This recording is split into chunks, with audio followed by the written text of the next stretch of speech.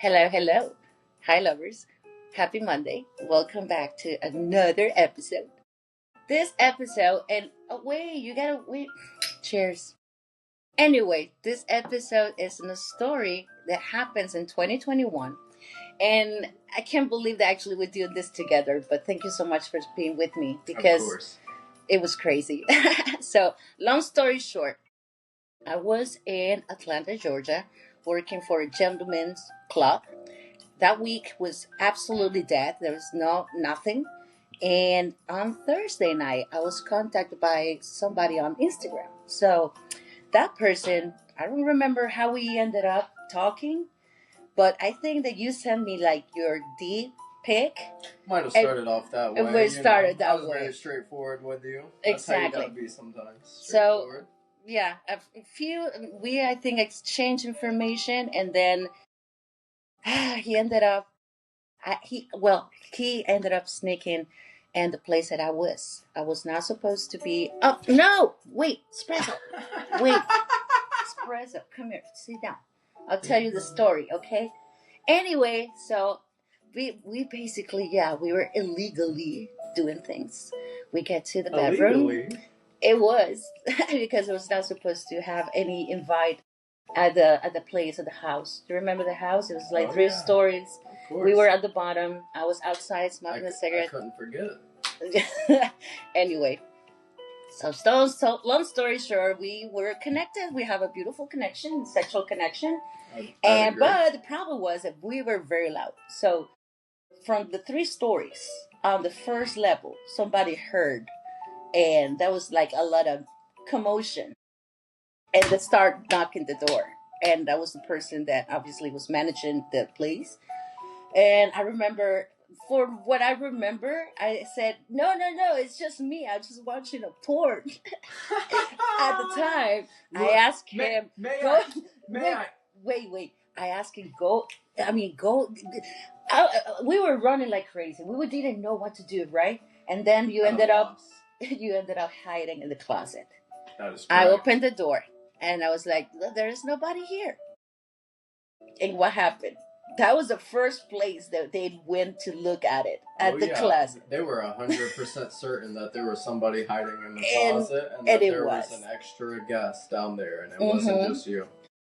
Exactly. So obviously it was a commotion. They were mad at me. I was mad at them, and I asked him, you know what? Let's go to your crib.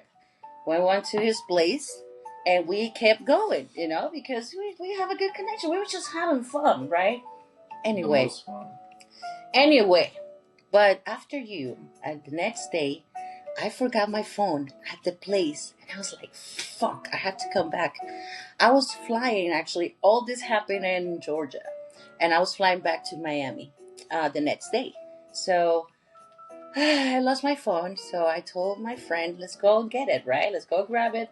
Yeah. You have things to do, so I was like, okay, maybe they're going to let me stay overnight because my flight is, until the next day. And of course, they were not happy with me. Of course, I violated the laws and I did things I'm not supposed to. But anyway, so as soon I was like prepping and flying back, I had very, very bad pain in my V, And I remember, I think that was Sunday night, that I called my friend, my doctor, and I explained the situation. And the very next day in the morning, he says, come over, I'm going to check you out. And at the same time, you are not possibly having pain, but what happened to you?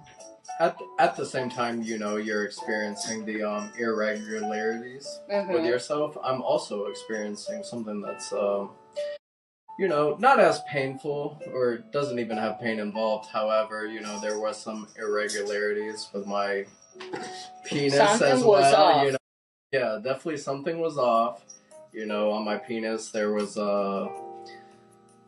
almost sort of like an acne pattern, bumps.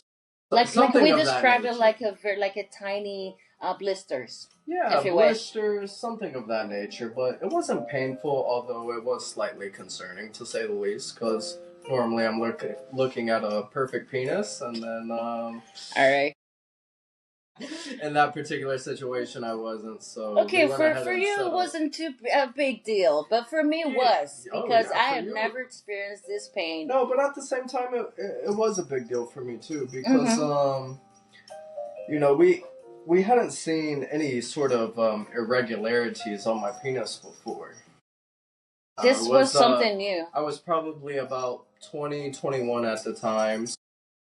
Not too sexually advanced, however, I had tons of sexual encounters, you know, that dichotomy. I was just starting to agree that we were kind of promiscuous. Very promiscuous at the time, of course, but without a lot of experience. So this was very new to me. And, you know, I was very shocked, very afraid, very scared about what was occurring. Okay, but wait, don't. Wait, let me continue. So anyway, I went to the doctor. I think we spoke over the phone a night before. Of course. We were having big problems. We were having issues. Wait. Yeah, I want to get that. I want to get there. We were having issues, baby girl. We were explaining what kind of the pain we were having.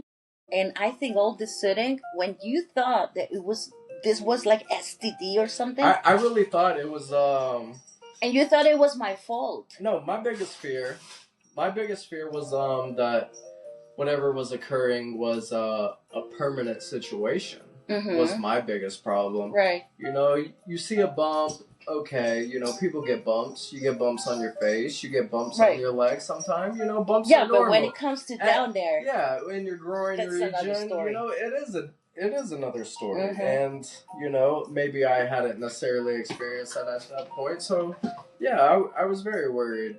But it ended up turning out benign. Okay, here's the thing. So after I watched, I went to see my friend, my doctor. Yeah, I mean, like his face when he was like down there, I was like, oh. He was impressed by the damage I had done. Exactly. He technically described it. It was like a bunch of blisters, and this is what was causing me. And he explained something, that could be the factor because this is not immediately STD, but this is a symptom. Hey, stop! This is my drink.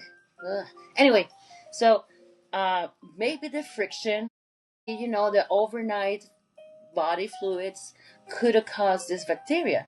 So I called you and I said, because you were like, fuck. Oh, yeah. Oh, God. Yeah, you were like nuts. If I could tell the people, and they're actually about to listen. We're laughing right. We're laughing right now. We're laughing now, but it wasn't. But at the moment, we're not. When it occurred. Exactly. So if I could go ahead and tell the people, for one thing, I want to go ahead and say, wrap it up.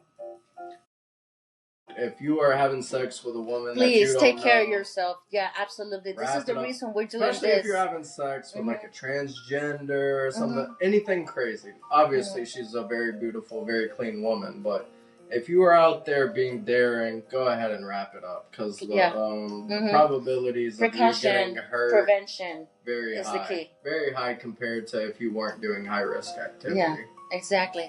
So anyway, we were on the phone. And I told him to go to the doctor and check yourself. You went to the doctor. My doctor sent me, medication and also sent me a prescription. Did you get your reports before me? I think you talked to your doctor before I officially got my answers. And your doctor said you were good, but I was still worried. No. Your doctor wasn't as concerned as I was. Okay. I was more concerned than your doctor. Of course. No less than that. So. Exactly. So... No, I was checked by him. Everything was good. It was just like, unfortunately event. And he sent me to the lab right at the day. And then I got my blood test and everything.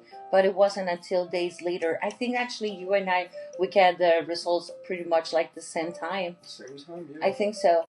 Anyway. I want to say you got your results before me, though, because I remember being less optimistic, even though you were like, we're okay. Right. Exactly. Okay, but here's the moral of the story. First of all, okay, no matter how beautiful connection you have, we're still strangers. We don't know what we don't know. I mean, even if because at this moment, every single one. I mean, there is nobody else. That it says if I ask you, are you clean? What are you gonna say? Of course. Exactly. I'm And we don't, clean. You know I'm clean. we don't know until we check ourselves. Sexual health is necessary. The It's most important needed. thing, It's the most because that's important what's thing. killing us. Part of what's killing us is STDs. It's Mhm. making us less And unhealthy, honestly- and it's hurting our immune systems. Exactly. We can't fight everything off like we once could because Mhm. our immune systems are being deteriorated by Mhm. HPV, whether it's herpes, HPV, Or syphilis, or anything. You know, you just never know. At the end of Especially the in day- men. yeah, when it- Especially in men. at the end of the day, okay, but let me ask you a question. At the end of the day, it was a virus or bacteria. But if I say, oh, I can't see you today because I had the flu. Okay, fine. Let me tell you. Wait, no. Let me ask you. But if I see you, if I say, oh, I don't have flu, I have chlamydia, what are you going to do? What are you going to say? Me personally, I will probably back it of up. course I'm gonna say that, but that's just how it goes. But this you is know? the That's just how it mentality goes. around STDs, because we don't talk about it, you know, like we treat it as the end of the world, and it's not. But let me tell you this. Mm. Let's say you had chlamydia today, Okay. and you want to have sex with Mhm. me. I would say no, Mm-hmm. but it wouldn't be a deal breaker. Chlamydia is just a bacteria, right? Yeah, that's what I'm It's saying. treatable. Yeah, if Okay. you were to treat it, I would have sex with you after, no problem. Uh-huh. But let's say you had herpes, herpes Oh, 1, hell no. herpes 2. I don't think I can have sex. You know, with it's funny. You know, the time when I was on Tinder, I Mhm. saw a guy. I saw the picture, you. and he said, I have have syphilis herpes. or herpes. Yeah, I yeah. have herpes or whatever. Do you think it was a catch as a bait, or is it real? I think it was more of if you have herpes and you're feeling insecure about having herpes, it's okay. We can have herpes together. Oh no, thank you. No, I don't want to share that with but I with really, you or with anyone. I mean, but I truly do think, that's what the advertisement was essentially coordinated for. I Well, think you it was think it was- coordinated for other people who suffer from congenital STDs. Okay. And reoccurring STDs, chronic STDs, however you would want to describe it. Mm-hmm. And yeah, I think that's what that was the warning for. It was just to attract people that are also of the same ilk. So Okay. So because I thought about it, you know. We really can't necessarily put ourselves in those people's shoes because we don't have permanent STDs. So maybe if you had herpes or I had herpes, we could further align with those people and relate to those people, but we necessarily can't. So we don't know what goes into trying to find a potential mate when it comes to if you have herpes. Truth. Because, that's a serious deal breaker for It some is. relationships. If I was to go out to a bar tonight and there was 4 women with herpes and 1 without, and I had to choose 1 through 5, I'd probably go with the 1 without, obviously, no matter how they look, right? So that's how much of a big deal it is. Mentality exactly. around it. And I told you, no matter how they look, I'd probably go with the 1 without herpes, of honestly. course. I mean, who will? But who will? Honestly. Well, the moral of the story today is that, yeah, we're laughing now, but you got to be careful. You got to really take care of your body, like go check yourself. Don't be afraid to do so. Go check yourself, especially if you have health insurance. There should be no excuses if you have health insurance. There is also there is also like free STD places that you can go. So don't be afraid. If you live in South Florida, there is no reason you shouldn't have an updated STD check. Exactly. No reason. Yep. But anyway, that was a very crazy story. I mean, I cannot believe it's been 4 years and now we're talking about it. But this is the reason that I ask you. This is for me to make awareness. Also, don't be afraid of things. It's just obviously you're new to certain things, but instead of being afraid, digging more. Do more. If I may pause that theory for a second. I think the most important thing to learn from this video is make sure you're up to date on your checks. Make sure you're clean. Yeah. The most important thing is make sure you're having risk-free sex. Risk Which free. is kind of like impossible Yeah, because every that's life kind is a of an risk. oxymoron. That's kind of an oxymoron, but I think most importantly, you should prioritize risk-free sex. You should practice clean sex. You should make sure that your partner is not a carrier of any sort of congenital And if it STDs. happens, understand what kind of bacteria, virus, or whatever is happening, and just be considerate at the end of the day. Definitely be considerate. Make sure you're always open and honest with your partner. I think that's very important as well. Absolutely. The most important thing, honestly, is So anyway, transparency. I think we're done. We can wrap it up today, but we would not necessarily have to talk about that because I can tell we can talk about a lot of topics. More further episodes in our future, maybe. I hope so. I hope so. But anyway, I'm gonna leave you with the meme of the week, and God bless you. Take care. Have a beautiful week. Give me your hand. Bye. This girl is the nastiest skank bitch I've ever met.